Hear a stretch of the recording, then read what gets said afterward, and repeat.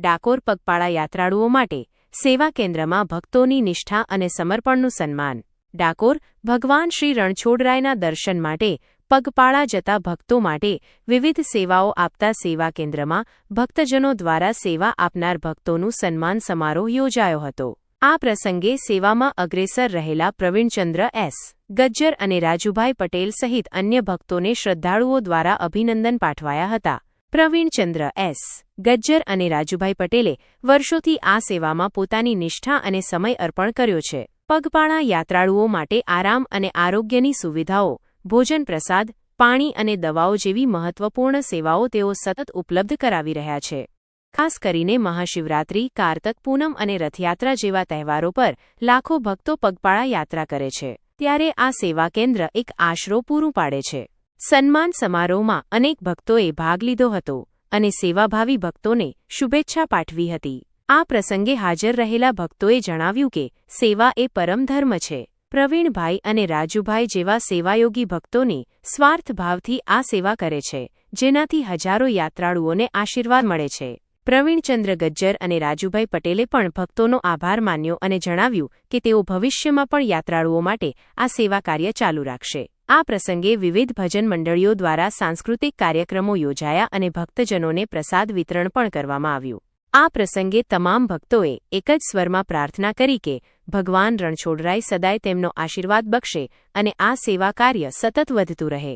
આ રીતે ડાકોરની આ પવિત્ર યાત્રામાં સેવા આપનારા ભક્તોનું સન્માન થવું સમાજમાં પરસ્પર પ્રેમ અને એકતાનું પ્રતીક છે.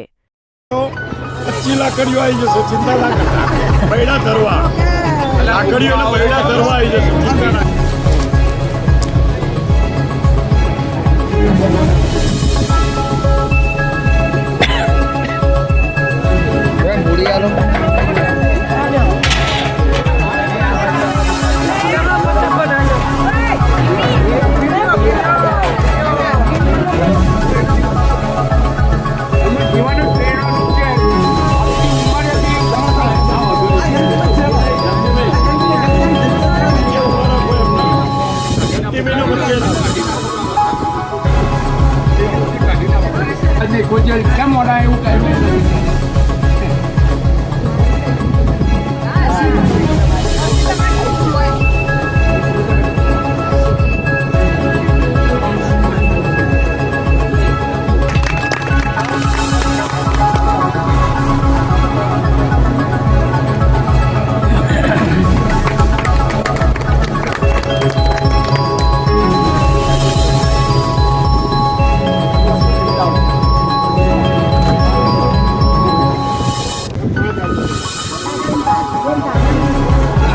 જેન ભાવે નિયાલવાનું ખાઈ જતા. અરે મસ્ત. હા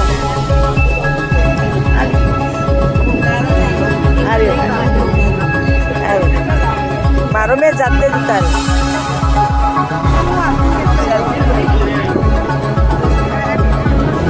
પ્રભુબેલી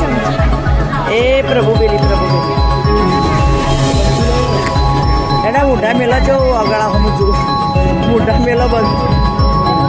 હા પેલા મામા કે હાઉન ફોટો કે હાઉન પેલો પાડે પેલા મોમાં આવી બધું આવી.